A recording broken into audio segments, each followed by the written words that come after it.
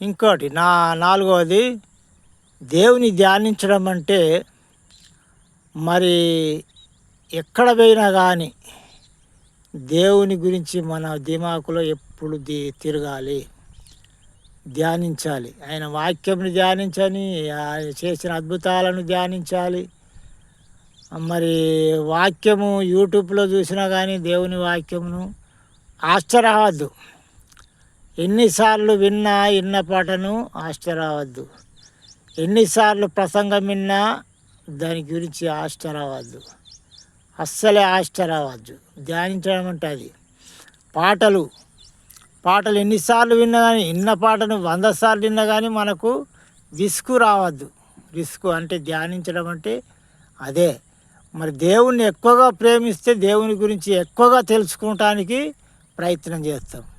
నువ్వు ఎక్కువ దేవుణ్ణి ప్రేమిస్తలేవు కాబట్టి నీకు ఆ గోంచేపు ఆదివారం విన్నంతసేపు ఎప్పుడు అయిపోతుందో అని ఉంటుంది మనసులో.